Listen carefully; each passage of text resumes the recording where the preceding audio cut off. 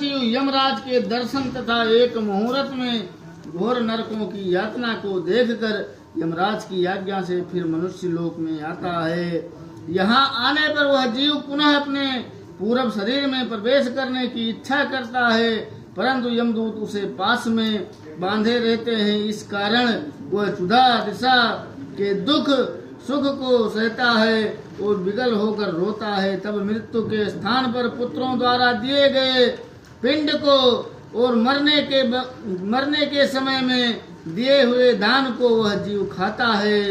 तब भी उस पापी जीवन की तृप्ति नहीं होती। पुत्रों द्वारा दिए हुए दान श्राद्ध और जलांजलि से पापी मनुष्य को तृप्ति नहीं होती है। इसी से पिंड दान देने पर भी वे भूख से और वे व्याकुल हो जाते हैं। इस तरह जिनका पिंडदान नहीं होता वे कल्प भर प्रेत योनियों में रहकर निर्जन वन में दुख पूर्वक भ्रमण करते हैं।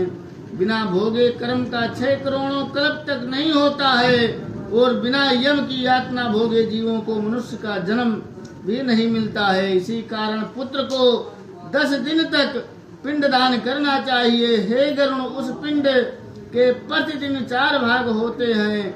उनमें से 2 भाग पंचभूतों के लिए होते हैं जिनसे देह की पुष्टि होती है। तीसरा भाग यमदूतों को मिलता है और चौथा भाग उस प्रेत को मिलता है, खाने को मिलता है। इस प्रकार प्रेत 2 दिन तक पिंडदान के खाने को पाता है। 10वें दिन वह पिंडदान से प्रेत का शरीर निर्मित होता है और चलने की सामर्थ्य होती है। हे पक्षियों, मैं श्रेष्ठ गरुण पूरब शरीर के दग्ध हो जाने पर पुत्र द्वारा दिए हुए पिंडों से फिर भी उस जीव को देह मिलती है। वह जीव हाथ भर का शरीर पाकर यमलोक पथ में अपने शुभ अशुभ कर्मों को भोगता है। इस दिन के दिए पिंड से जिस प्रकार शरीर बनता है उसका वर्णन करते हैं। प्रथम दिन के पिंडदान से सिर, दूसरे दिन के पिंडदान से गर्दन और कंधा, तीसरे दिन के पिंडदान से हृदय बनता है। इसी प्रकार चौथे दिन के पिंड से पीठ हो, 5वें दिन के पिंड से नाभि उत्पन्न होती है, 6ठे दिन के पिंड से कमर, गुर्दा, लिंग, भग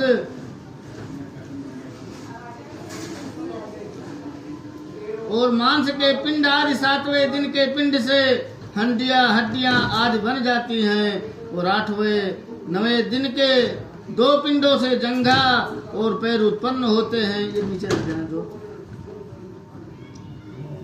10वें दिन के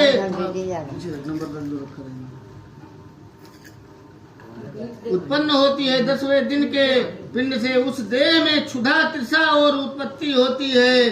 पिंड से उत्पन्न शरीर का आश्रय लेकर भूख प्यास से पीड़ित प्रेत 11वें और 12वें दिन के श्राद्ध को 2 दिन में भोजन करता है। 13वें दिन यमदूतों से बंधा वह जीव बंधे हुए बंदर के समान अकेला जाता है।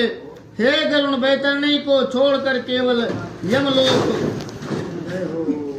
यमलोक 87,000 योजन विस्तीर्ण है।